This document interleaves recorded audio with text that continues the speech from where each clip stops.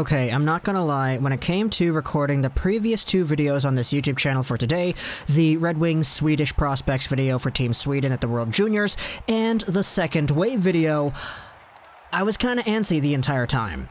Because this video right here, this Canucks news update, this is what I've been wanting to talk about the entire time. Because Jim Benning went on to Sportsnet earlier this morning, and he had himself a very interesting interview that sparked a lot of quotes, a lot of ideas, and a lot of brand new Canucks talking points. Plus, we have ourselves Craig Button on TSN, who absolutely went off on Russian media defending Canucks prospect Vasili Podkolzin. For all that and more, tune into this video, check it out, because man, it's been a long time, but we finally have some Canucks news. So let's go over onto Jim Benning's interview, because he did have a few very interesting quotes. Obviously, he said a lot of stuff, but I'm only really going to highlight some of the things that I thought were super important. They're highlighted in a few tweets mentioned by guys that I trust, so we're going to be looking at these tweets and going over what Jim Benning says. The first tweet we have over here is from Brendan Batchelor. He says that Jim Benning expects Jace Howrluck and Nils Hoglander to challenge for roster spots. Okay. That is a talking point, because first off, when you talk about Jace Howrluck, I think a lot of Canucks fans kind of forgot about this already, but the Canucks did sign a forward.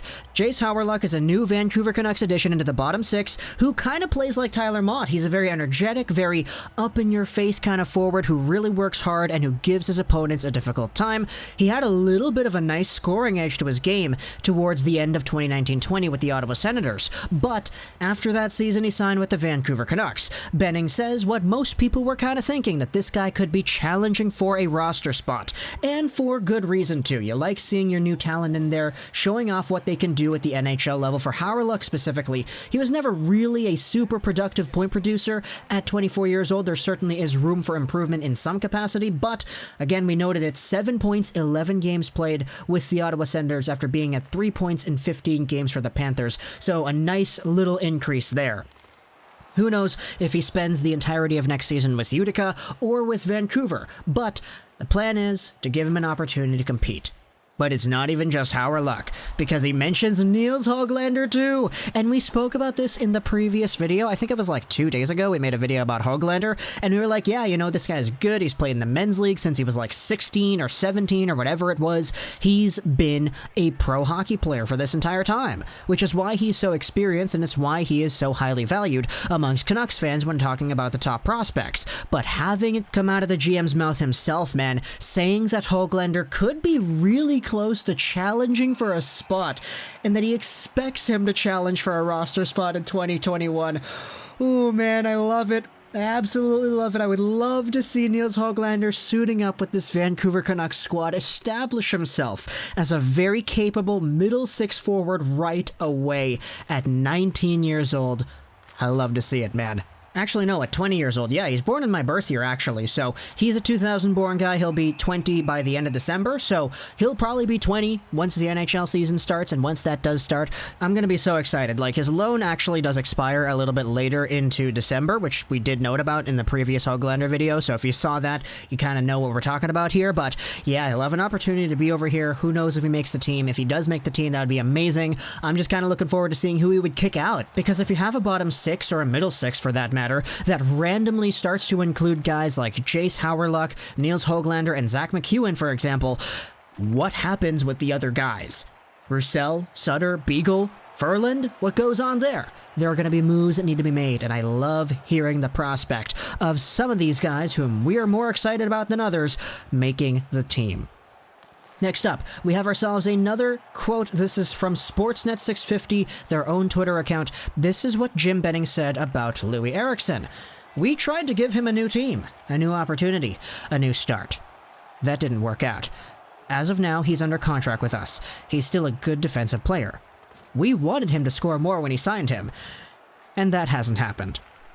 Now, obviously, there's more to the Eriksson story than just this. This is just one tweet contextualizing one thing in the matter of 240 characters, but You know, I love hearing it. I love hearing it. Not because I hate Loui Eriksson. Like, the guy's getting $6 million a year. That's pretty good. I mean, I'd get $6 million a year to go out for a skate once in a while, too. Wouldn't you? But Loui Eriksson, as a guy whom the Vancouver Canucks brought in to score more points... Yeah, it really does kind of feel bad, doesn't it? It did note that he is a good defensive player, and I'll die on that hill 10 times out of 10, because Loui Eriksson is indeed a very nice, little things kind of guy. It's why he got the nickname. All the small things on the boards, defensive zone coverage, knowing where to be, all that stuff, he actually kind of has down. It's just, he can't score anymore. He doesn't produce, and he doesn't have that scoring edge that he used to have when he was with Boston, with Dallas, etc. 30 goals with the Bruins the season before he came to Vancouver. This is why I said in the video years ago, like 4 years ago or whatever, I was like, yeah, this is a great signing. And I know people meme on this video specifically all the time. I still get comments on that video to this day. People saying, wow, you're wrong, buddy. I don't know what you're talking about. But come on, man. Like, back then I was like, yeah, he played as the third player on the Sedin line for Team Sweden. He plays an Alex Burrows, tap in the front, rebound, dirty garbage kind of play style, and he will mesh with the Sedins. And everyone was like, yeah, he's going to do it. But then he scored a goal on his own net in the first game, and everyone was like, oh, that's kind of how it's going to go for the next 6 years now, isn't it? And it did. The guy didn't produce, and Jim Benning said it himself. You know, we tried to give him a new team, we tried to trade him, but it didn't work.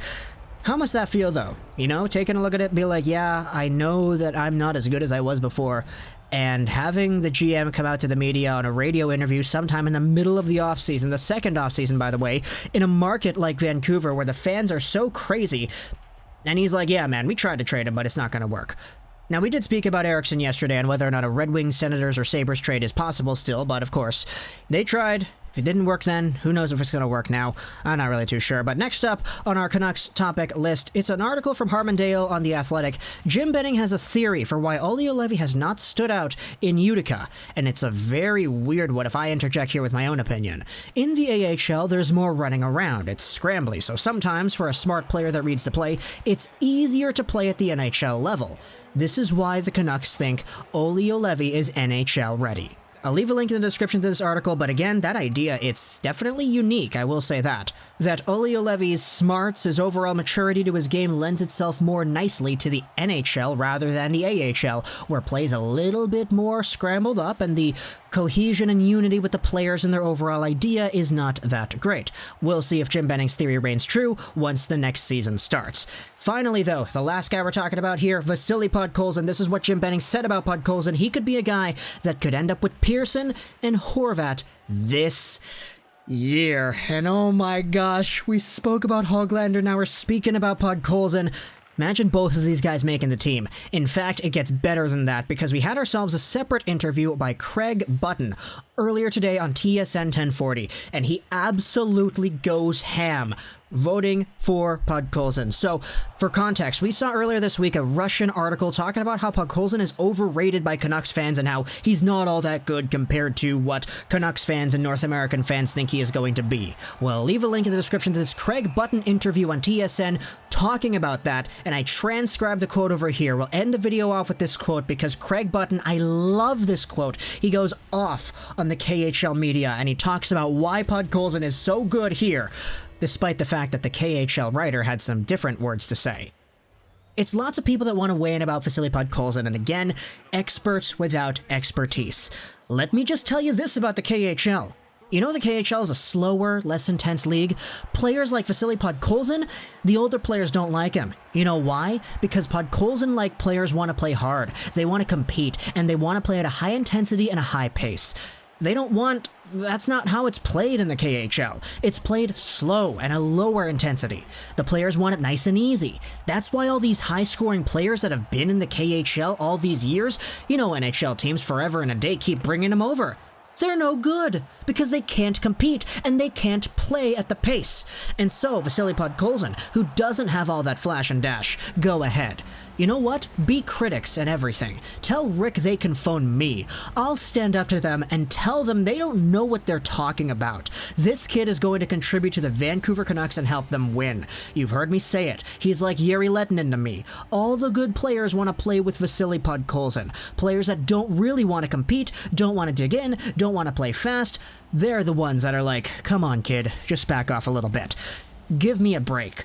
If he can't play in the league, I'm just getting out of the business. And with that, I'll leave you to it. Craig Button absolutely smashes the media in this one here, man. You could feel it too. I'll leave a link in the description to the clip itself, but he absolutely has fire in his heart when spewing out these words, and I love him for that, for vouching for Podkolzin, because he's kind of true. What he's saying is true. The KHL, the NHL, different play styles, and the way the Podkolzin plays. We've said it even before the draft. Back in 2018, after the Hlinka Gretzky tournament, everybody was like, Podkolzin plays an NHL style. It's different than the KHL. It's different than what normal, traditional Russian hockey plays like. And Podkolzin, there's a reason why NHL scouts are vouching for this guy. So talk to me in the comments what you think about Hoglander, Hauerluck, Juolevi, Eriksson, Podkolzin. I told you guys we finally have a brand new Canucks update with a whole bunch of Canucks stuff, and I love seeing it like this. But talk to me in the comments what you think. I hope you enjoyed this video. So that Trolls 99, and bye.